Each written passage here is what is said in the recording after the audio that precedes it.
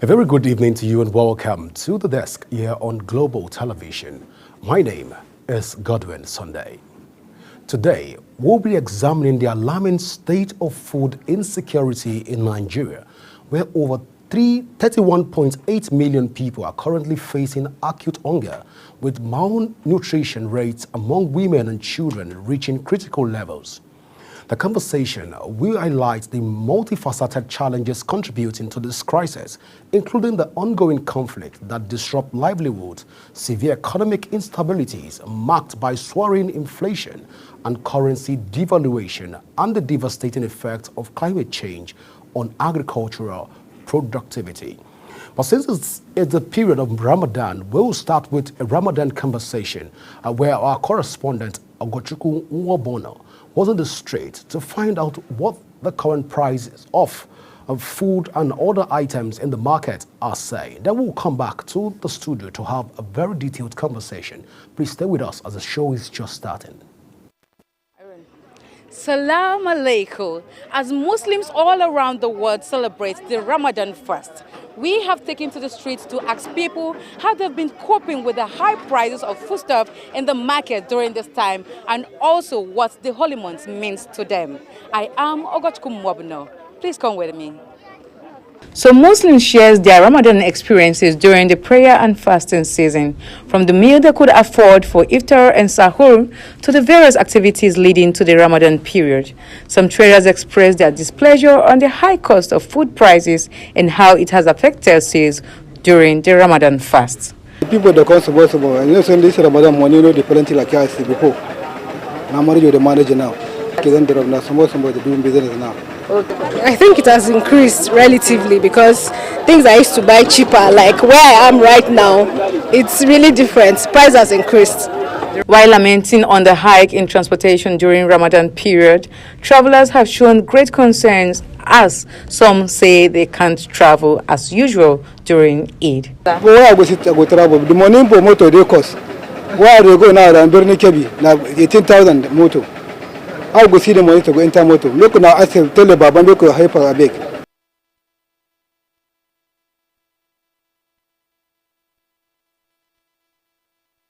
All right, thank you so much, Ogochukwu Nwabono, for that special report on Ramadan. Joining me to talk about food and nutrition insecurity in Nigeria and assessing the Nigerian crisis is Professor M.A. Adebayo, who is the Dean of Faculty of Agriculture at Ajayi Crowther University. You're welcome to the desk here on Global Television, Dr. Adebayo.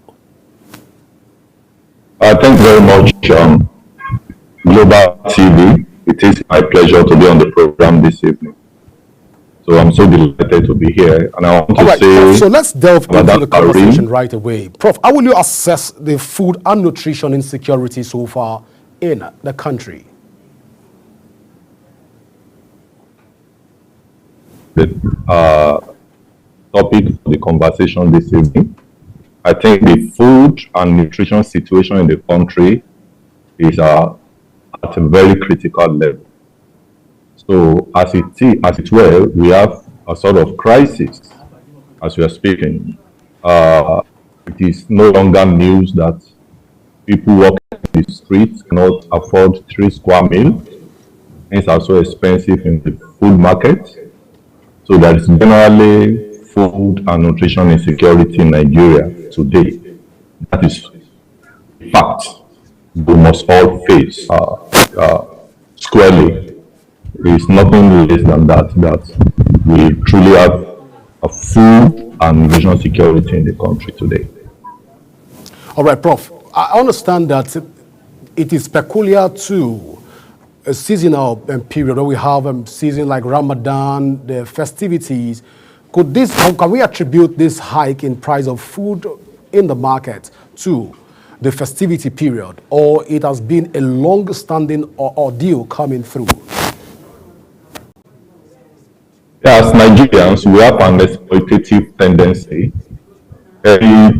Most Nigerians usually use opportunities of festivities to, in a way, exploit the masses when it comes to food pricing and and other related issues that has to do with access to food.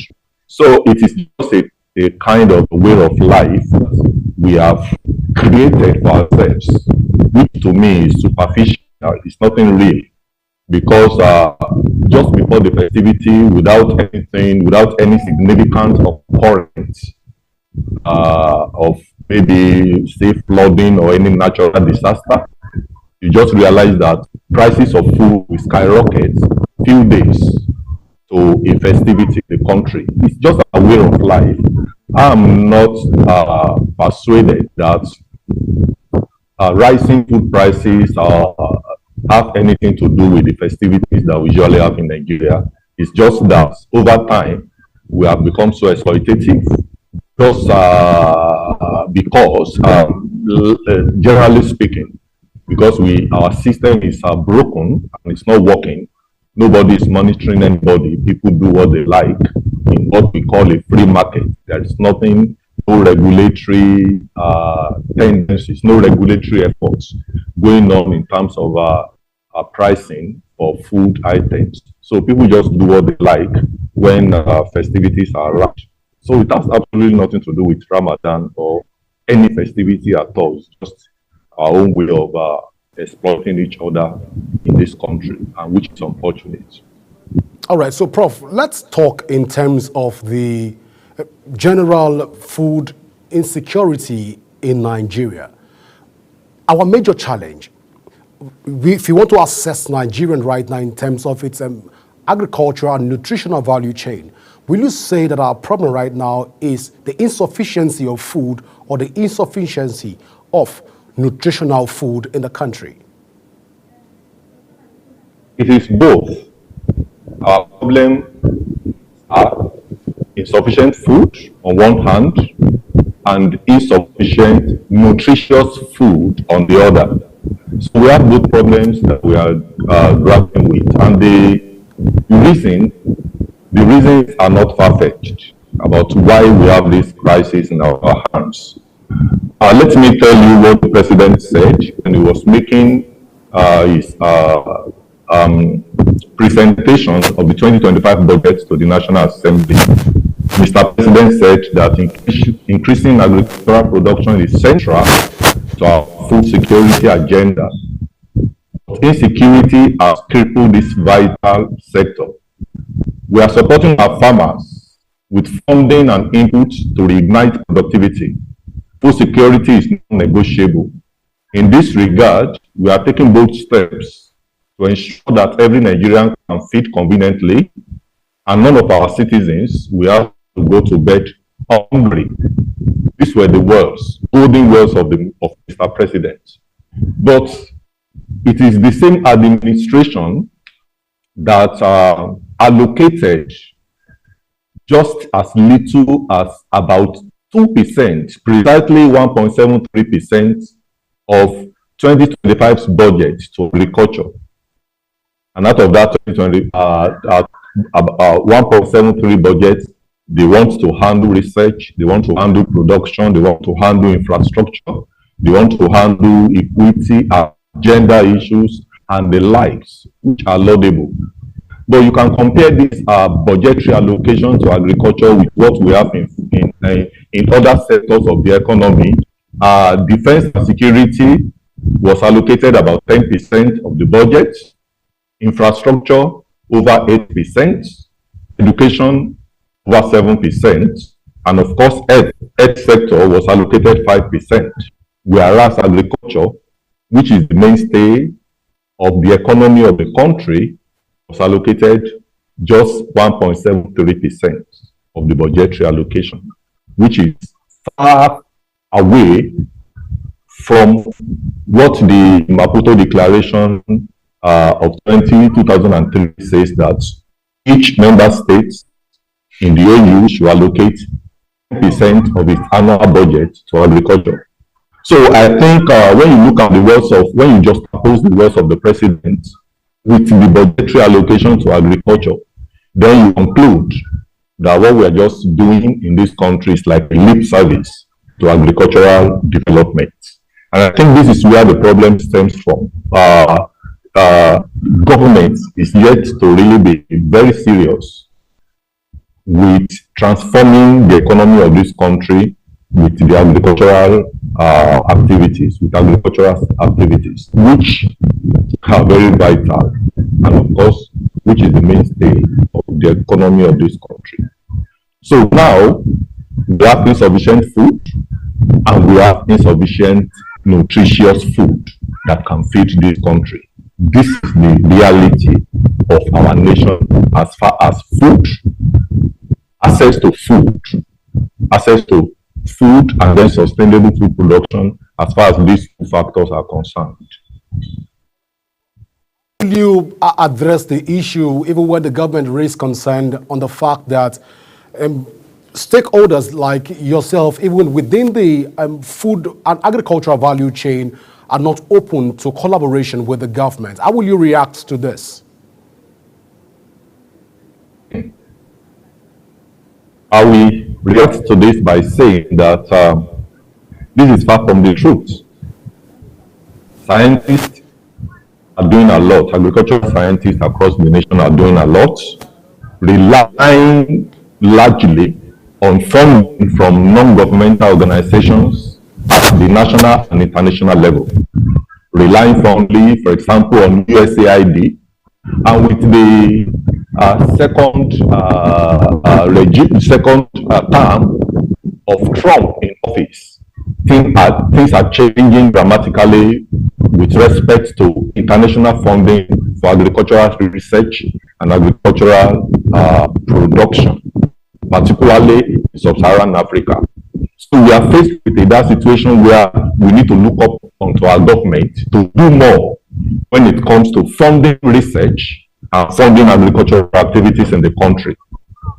And then they point out to the fact that... Sorry to interrupt you, Prof. The government, to a very large extent, will say that they've pumped a lot of money to the agricultural sector and they've not seen returns even within the agricultural sector. That is, a lot of farmers are into hoarding of products. A lot of farmers are not open to allow the government fully implement some of its policy around agricultural and value chain.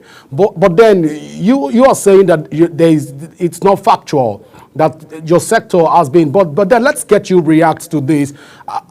Are your practitioners within the agricultural value chain also coming up with innovation that will further motivate the government to increase the number of budgetary allocation for its, let's say, 2026 budget? I've always, wherever I find myself, been engaged in conversation about Nigerians, about Nigerian farmers that we are there to serve in the university and as agricultural scientists and researchers. I've always maintained a stand that Nigerians are hardworking people. Nigerian farmers are really hardworking people. But it is up to the government. Government has a lot to do in creating an enabling environment that will enhance agricultural productivity in this country. We will not stop talking about the roles that the government has to play. There must be, whenever a policy of government is in place to support agricultural activities, it is also up to government to ensure that the benefits, the resources that they are allocating get to the grassroots. They must have mechanisms in place. It is not only enough for government to allocate resources to agricultural productivity and production. They must also ensure that they put in place mechanisms that will ensure that these resources get into the hands of the real farmers. The real farmers who are on the field, who are working on the field. The real farmers who need the research output. How do we support the system to make the research output available, the innovations available to the farmers? It is not for the farmers to develop the innovations. It's for the scientists, the agricultural scientists in the national and the international arena to develop innovations. And then these innovations through the extension system a formidable virile extension system, these innovations will be taken down to the grassroots. This is where we are having the problems today. When government allocates resources for agricultural productivity, these resources get into the hands of political desktop farmers. Farmers who stay in their offices, who have, people who stay in their offices, politicians, and their proteges and their bootlickers who stay in the offices. When the resources are allocated, they hijack the resources. So the real farmers don't truly get the benefits of the resources that are being allocated for agricultural production in the country. So it is still back to the government that they need to ensure that when they allocate resources for when they have a program that resources are being allocated, they must also ensure that the resources get to the real farmers. And government must support research.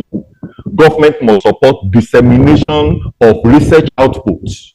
Government must support the dissemination of research innovation, new innovations that scientists are developing, so that farmers can take full benefit of this knowledge, and then we can have enhanced agricultural productivity in the country. We even let's even look at another dimension to this.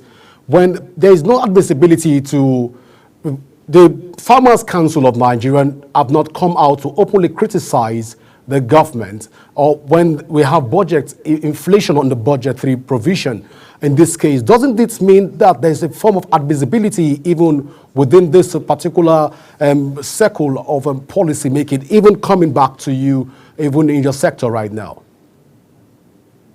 Let me give an analogy. Let me create a scenario that you understand perfectly.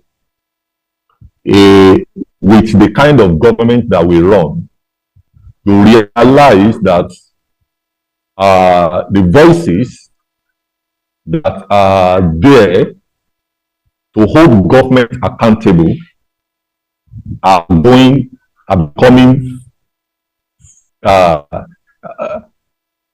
they are getting silenced, if I can put it that way. I'm trying to be a little bit careful now. There is this widespread, should I say, fear of government about speaking up. So now, if before the government has been supporting the Farmers Association with, let's say, 1.73% of budget allocation, whatever that means to individual farmers in the country. If farmers begin to speak up the way you want them to speak up, the associations of farmers, the kind of government we have can then decide that, oh, you are antagonizing our policies, then we are going to punish you for that. They may then reduce budgetary allocation to 0.5%. We have seen this. Do you know that in 2017, budgetary allocation was well over 2%. In 2018, it was a little above 2%. Now, in 2025, we have 1.73% of the budget being allocated to agriculture, to the agricultural sector. There has been that dwindling trend. Will the farmers then want to take on the government in terms of antagonizing them? I don't think the farmers want to hold that line. That is why I think that they are just saying it's just a situation like, let's just continue to get the little that we are getting, the crumbs that government is throwing at us at every year. Because if we should raise our voices too much with the kind of government that we operate in this country, we then decide not to even do anything with agriculture again. It is a pathetic situation that we have, that government is not as responsive to agricultural production as what we expect it to be. And that is reflected in the budgetary allocation on one hand, and in the implementation of even the little that has been allocated to agriculture on the other.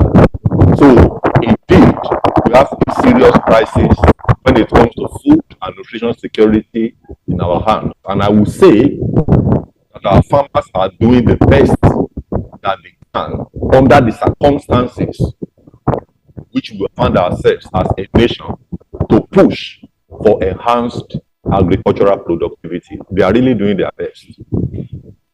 All right. So, Prof, if I get you correctly, you are saying that the hands of the farmers are tied. So there's nothing that they can do in this regard, if I get you correctly. I didn't say that. Farmers are doing as much as they can. Where they have the opportunity to speak up.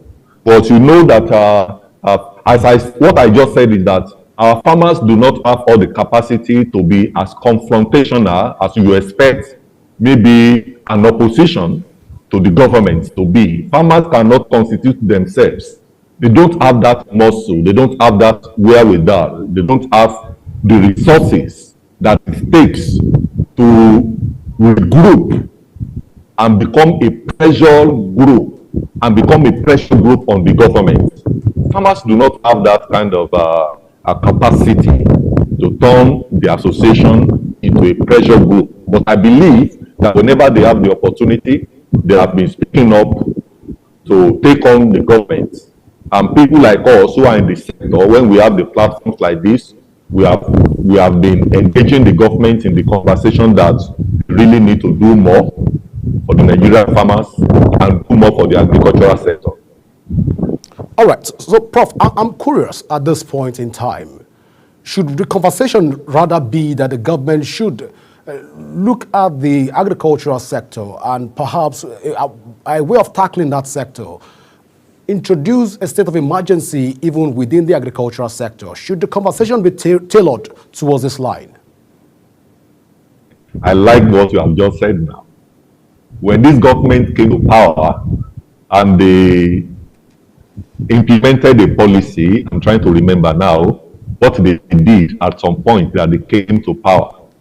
My thoughts at that time, and I said it openly, I think at the first edition of your program, when you brought me for the first edition of this conversation, of this kind of conversation then, that the right thing for government to do at that time is to declare a state of emergency in the agricultural sector. And I think things have even become worse compared with what we had at that time. So if the government of the day can hurriedly remove a democratically elected government in the state of the country, Rivers State, and declare the state of emergency in the whole state, and push out a governor and all the democratic organs of that state, I think the government should also exercise the same courage to declare a state of emergency on the agricultural sector in this country. There is a food crisis.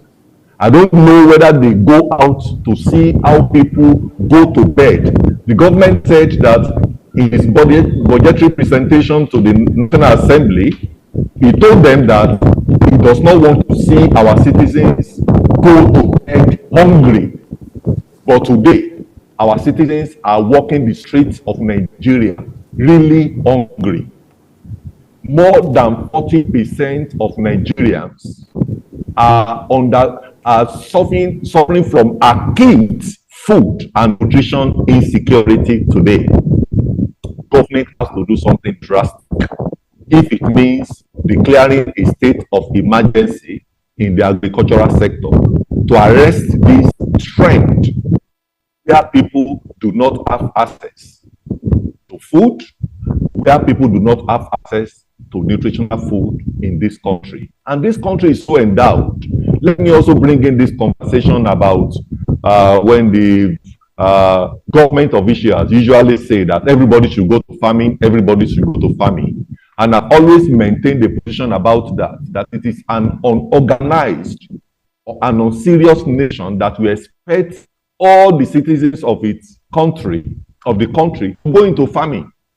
In a country like the United States of America, where people are well over 400 million, if I'm correct, people, less than 4% of that population of the United States of America are engaged in innovative, progressive farming activities.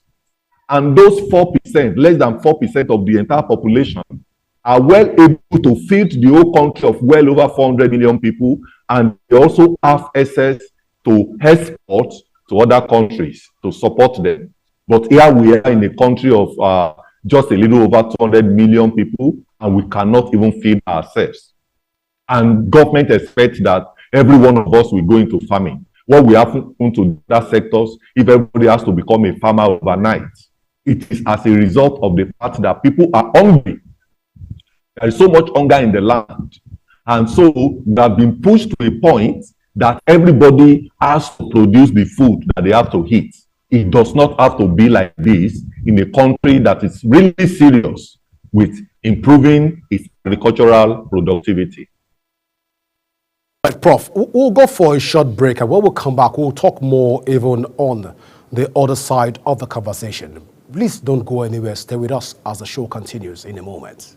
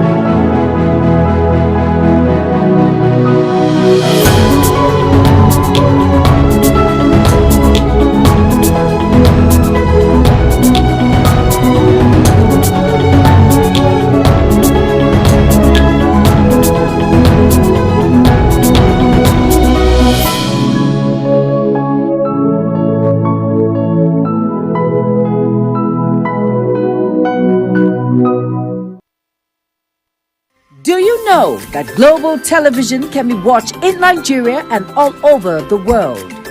Download the Global TV Nigerian mobile app for Android and iOS devices to watch global television real-time from around the world. What are you waiting for? Start downloading and stay connected to global television.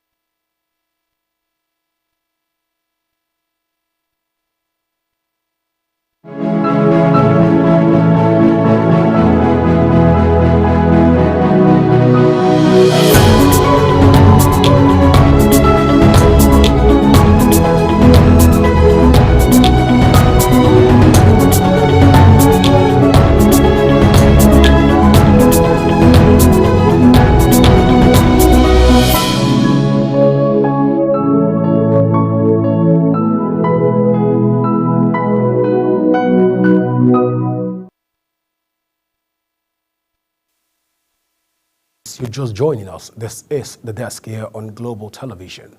My name is Godwin Sunday. And we've been talking with Professor Adebayo, joining us all the way from Ibadan. Prof, let's talk about the fact that 3.8 million people in Nigeria are currently facing acute hunger with malnutrition. And these figures keep rising even on the daily basis. This is among just children and women, and it's getting to a very critical level. Where do we go from here as a people, Prof? Data Prof. correctly. Hello? Yeah, please go ahead. We can hear you loud and clear, Prof. So let's address that data correctly. Over 40% of 200 million Nigerians are actually suffering from acute food and nutrition insecurity. Oh, Prof, it has gone beyond. It has gone beyond 31.8. You said 31.8. Okay, you The last said research said 3.8. 31.8. Have we gone past that? No, I heard you. Prof? I heard you say 3.8. 31.8, Prof, actually. 31.8. Yeah, that's about today. It has actually gone a little bit above that. We have a situation, apart from food and nutrition insecurity that we are grappling with, we also have a situation where people are suffering from acute hidden hunger. Hidden hunger in the sense that most of the food items that we consume are actually not as nutritious to support our bodies with necessary micronutrients like vitamin A, for example, zinc, iron, and some other micronutrients that the body needs. So there is also that aspect of the food nutrition problem that has to do with what we know as hidden hunger. So the problem of food in our country, the food crisis that we are facing is hydra-headed. It has so many dimensions to it. We have insufficient food on one hand. We do not have enough nutritious food on the other. And the third layer to that is that majority of our population are actually suffering from what we know as hidden hunger. People develop all manner of illnesses today. Things that when you hear about it, you just wonder. And most of these illnesses actually emanate from the poor quality food that we consume. I think as a nation, we just need to rise up to the occasion of declaring a state of emergency in the agricultural sector so that the government can actually look inwards, regroup, reorganize, and face the situation that we have headlong. We must do something very, very quickly and drastically to arrest this trend of food and nutrition insecurity that we are grappling with in our dear nation today.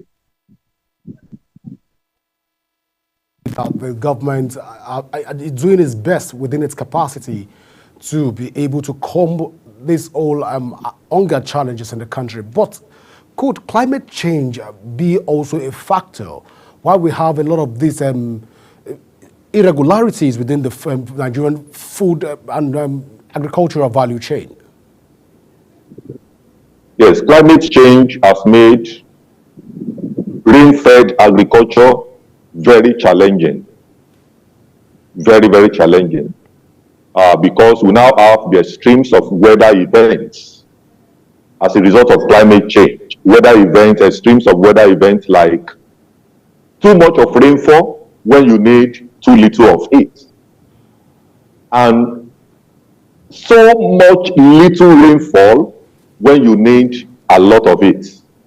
And we also have cases of flooding. When there's too much of rainfall, the whole agricultural landscape is flooded, crops are swept away, and the topsoil is eroded, and then nutrients are leached beyond the reach of beyond the root zone of the crops. And then we have a case of our crops not being able to actually express their full potential in terms of productivity. And we have the problem of acute heat that can really cause a lot of scorching that will make the crops to dry up right there without producing the output that we desire from them. And we have cases of resurgence of all manner of pests. Fall armyworm that is attacking crops like maize and some other cereal crops of importance to us is one case that we can quickly refer to. Fall armyworm is becoming more and more devastating to the cereal crops that we are growing. These are all the events that are coming to us as a result of climate change. So it is, yes, climate change is making agricultural production quite challenging. I agree. But then scientists are doing a lot to develop crop varieties of maize, of cassava, of rice, of millet, crop varieties that are climate smart and resilient to these multiple stresses that I've mentioned, these multiple abiotic stresses and biotic as well, in terms of the resurgence of pests like the fall armyworm that I said. So scientists are doing a lot actually to arrest the situation that we find ourselves as a result of the negative effect of climate change. Yes, climate change is a problem that we are confronting in sub-Saharan Africa and of course across the world when it comes to agricultural productivity. All right, so Prof, at this point, not sounding like a prophet of doom, but is there light at the end of the tunnel, even with Nigerians and consumers like us that don't go to the farm? Is there light at the end of the tunnel that the prices of commodities in the markets will not rise above the normal? Is there guarantees right now? Are there guarantees that the cost of the nutritional value of food items in the market will improve? Are there guarantees, are there modalities being put in place to ensure that we can grow beyond this level, even from your own perspective? I will also not stand as a prophet of doom. I will say yes, there is always light at the end of the tunnel. I believe that for our dear country, better days are ahead. But we just have a very worrisome history.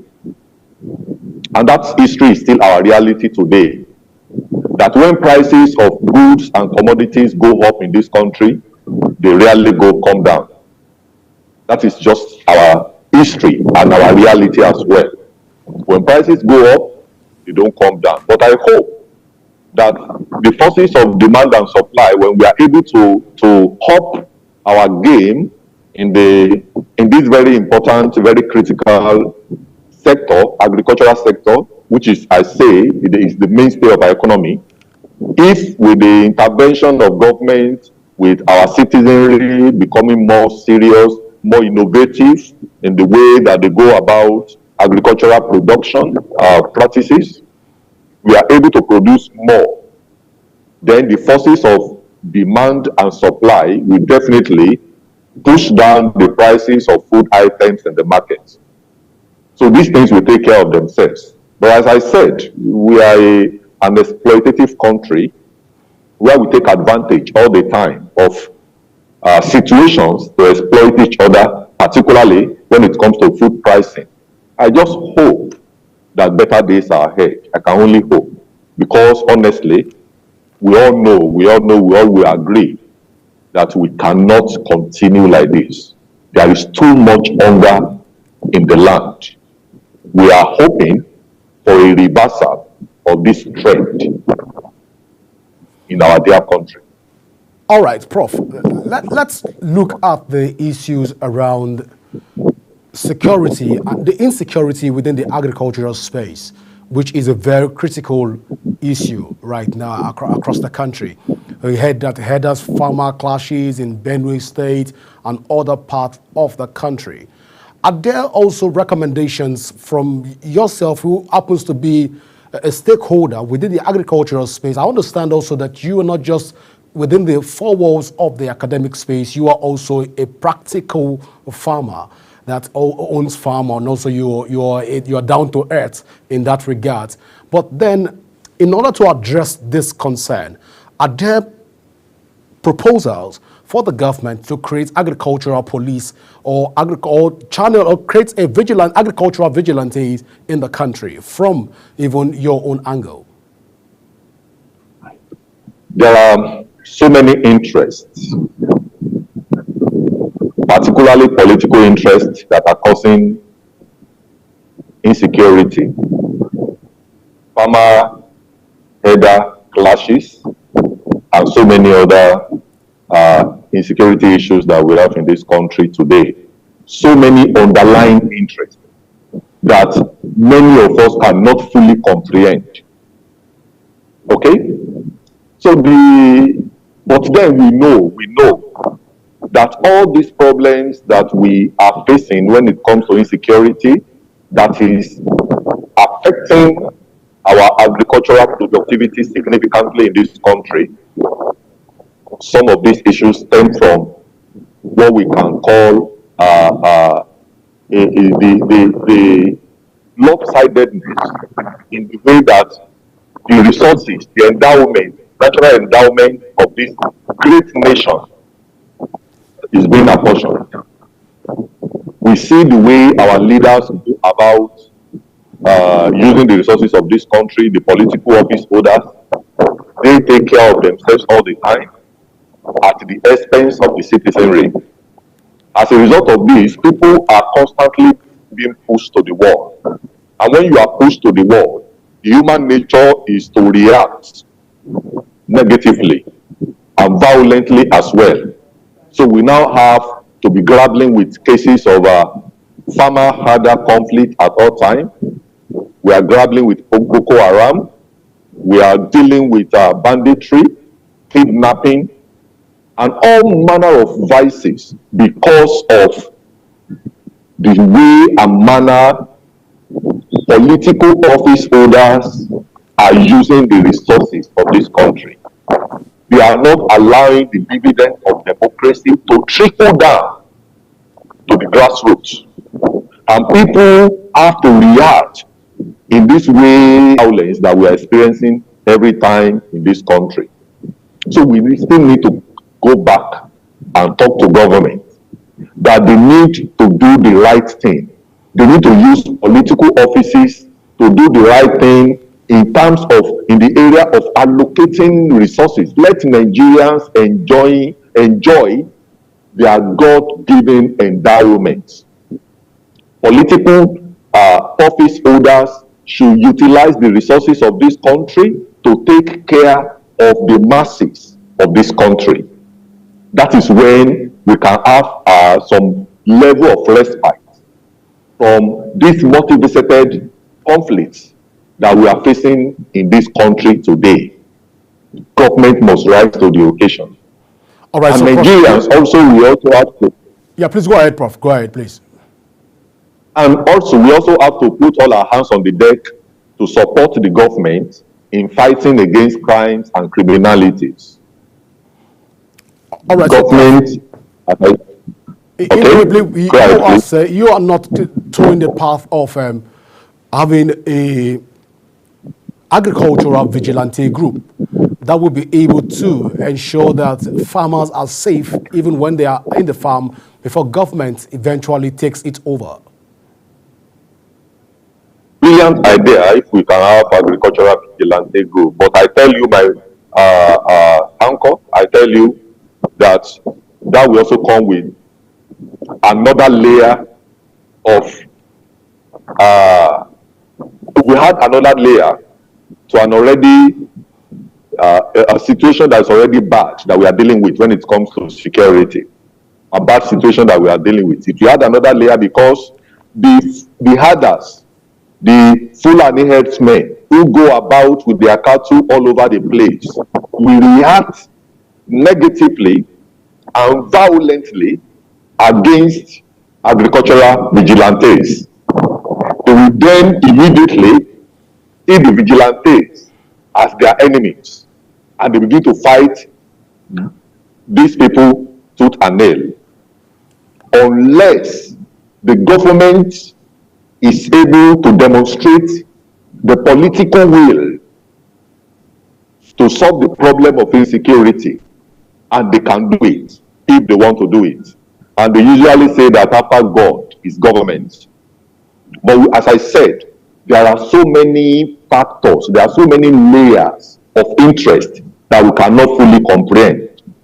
And you know that for most of these herders who have cattle that they allow to roam around, who are the real owners of these large herds of cattle? Who are the owners? Most of the owners are.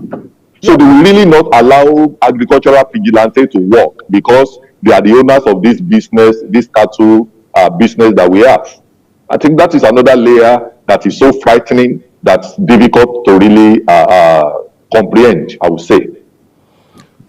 So, Prof, just before I let you go, going by the current realities on our food security, insecurity in the country, and nutritional insecurity in the country, you're saying at this point that things will still remain the way they are. From the part of the farmers, there are no recommendations in order to help the government meet certain criteria and demand to help the government combat the insecurity even within the food and nutritional value chain. So if I get you right, there is nothing that we can do. The price of inflation will keep going up. The number of acute hunger will keep rising. If this is what this whole thing is going to be like, Prof. I didn't say that, actually. Well, let's get, because we need to tie it up to know at the bottom line, what should we be expecting? Should we, are farmers going to come up with innovations in order to solve the insecurity? Because a lot of farmers that we've spoken to will tell you that the insecurity is born out of the full kind of malnutrition that they are giving out is born out of the fact that they can't go to the farms. And some will tell you that this EDA farmers clash is affecting them. Within the academic space, we are saying right now that the government needs to intervene. So right now, for those of us that are not farmers, what is in it for us? Are we to hold our peace and watch as events unfold? Or we should hope for a better Nigeria where the farmers and the government will one day wake up from the sleep? Thank you very much. I think I have to submit that I'm an hopeful Nigerian.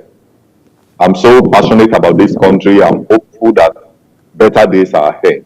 And I said that earlier on, that I hope that better days will come to us in this country. So we think each time and every opportunity that we have to engage government in a conversation like this, I believe they are listening. And I believe that there will be a good number of office holders who will be thinking about how do we solve these problems in an innovative and smart manner. So they are listening. And I believe that our citizens are also responsible and responsive.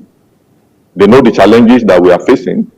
I know that individual Nigerians want a better country. And I know that every day we wake up as Nigerians, we are all working for one goal, to have a better Nigerian, a more prosperous Nigerian. So we can only be hopeful. We cannot lose hope. We should be hopeful that better days are ahead, that things will get better when it comes to food and nutrition security for our country. However, the job of government is to protect the lives and properties of its citizens.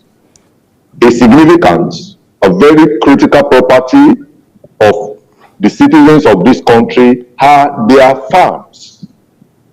Farms. The farms that people invest their lives, their earnings on, are properties that government must protect in this country. The government must rise to the occasion of providing adequate security for farmers so that they can go to the farm and farm innovatively and enhance their productivity so that we can have enough food and enough nutritious food that can support food and nutrition security of the citizenry of this country. Well, the government has to do its part, just as farmers are also doing their parts. All right, Prof. I think it's a very good time to say, Prof, thank you so much for being a part of the show this evening. Well, let me be optimistic like you, Prof. I believe so much that the government also at this point are also listening to us, and they will take necessary action in order to boost food security and nutrition security in Nigeria. And together, Prof, I believe so much in Nigeria and, of course, in the future of Nigeria. Thank you so much, Prof, for your time. It's my pleasure. Thank you very much for having me. Well, this is how far we can go. Remember, you can join the conversation on our various social media handle now showing on your screen using @GlobalTVNG. And of course, you can download the Global TV mobile app to be part of to keep track of our conversation.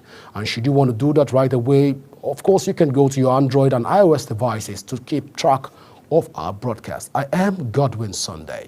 Always remember that peace and unity are the pathways to progress. From all of us here in the studio, it's bye for now.